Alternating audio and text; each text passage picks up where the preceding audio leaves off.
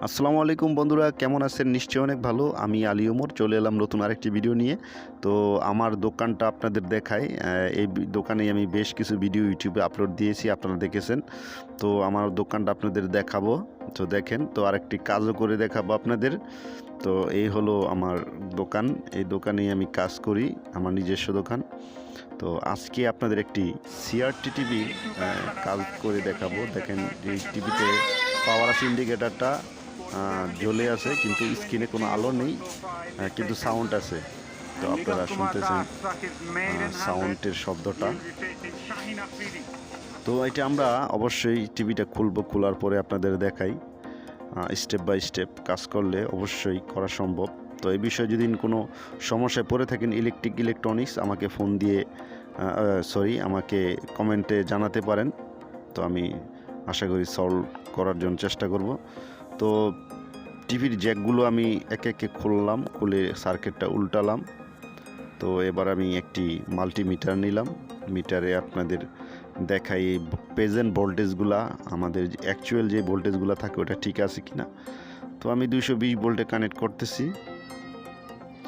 Connect করার পরে আমাদের যেসব ভোল্টেজ থাকার দরকার, যেমন আমাদের 110 ভোল্ট, যেমন 110 ভোল্ট, এই জায়গায় আমরা 110 ভোল্ট পেলাম।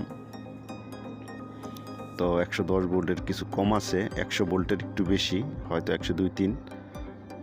তারপরে আমাদের আরেকটা ভোল্টেজ দেখাই, যেটা নিয়ে আপনাদের ভার্টিক্যাল আইসিতে গেছে। এটা 26 থেকে 30-এর কাছাকাছি হয়।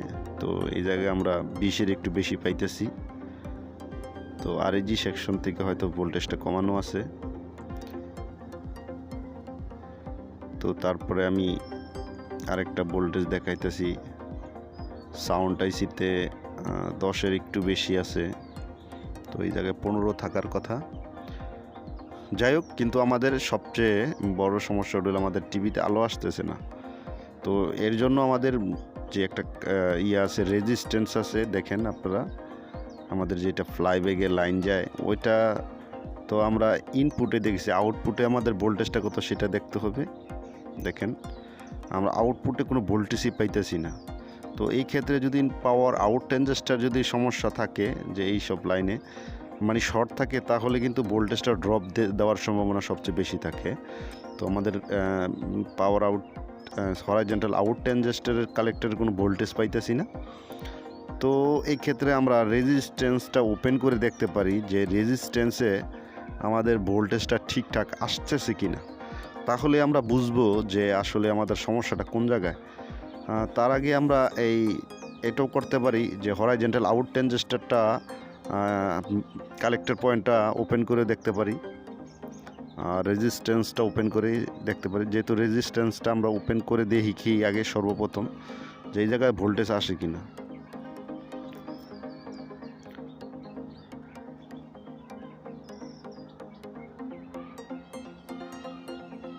তো অবশ্যই ভিডিওতে একটি লাইক করবেন, আর এখনও যারা চ্যানেলটি সাবস্ক্রাইব করে নেয়, প্লিজ সাবস্ক্রাইব করে আমাদের সাথেই থাকবেন।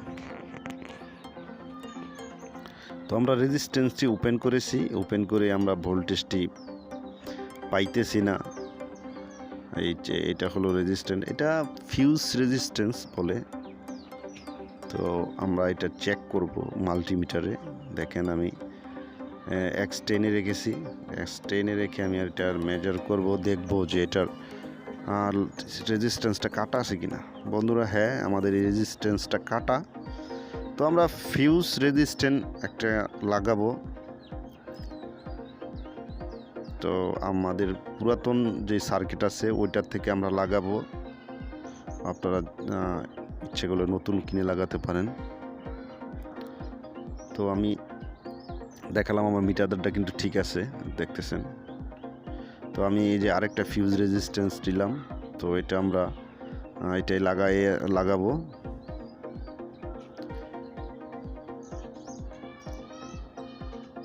দেখেন, এই যে এই জায়গায় রেজিস্ট্যান্সটা ছিল, এটা আমরা ভালো করে সোল্ডারিং করব। এবার আমরা ভোল্টেজটা ট্রাই করব, যে আমাদের কাঙ্ক্ষিত সেই 110 ভোল্টেজ বি প্লাস ভোল্টেজটা আসছে কিনা। দেখেন, আমি 220 ভোল্টে কানেক্ট করতেছি। কানেক্ট করার পরে আমি আপনাদের মিটার দিয়ে মেপে দেখাই যে অ্যাকচুয়ালি 110 ভোল্ট বা 100-এর উপরে ভোল্টেজটা আছে কি না। হ্যাঁ, আমাদের ভোল্টেজটা এসেছে, তার মানে আমাদের হরাইজন্টাল সেকশনটা, ফ্লাইব্যাক এগুলা মোটামুটি ভাব ঠিক আছে। তো দেখেন কালেক্টরের ভোল্টেজও প্রায় 130-35-এর মতন। যাই হোক, আমরা এখন দেখব যে স্ক্রিনে আলো আসছে কি না। আলো আসলে আমাদের টিভিটা ওকে। দেখেন আমরা 220 ভোল্টে কানেক্ট, হ্যাঁ আমাদের আলো চলে এসেছে, তার মানে আমাদের এই রেজিস্ট্যান্সটাই সমস্যা ছিল। তো এই ধরনের টিপস পেতে অবশ্যই আমার চ্যানেলটা সাবস্ক্রাইব করে রাখবেন। আর সবাই ভালো থাকেন, সুস্থ থাকেন, আল্লাহ হাফেজ।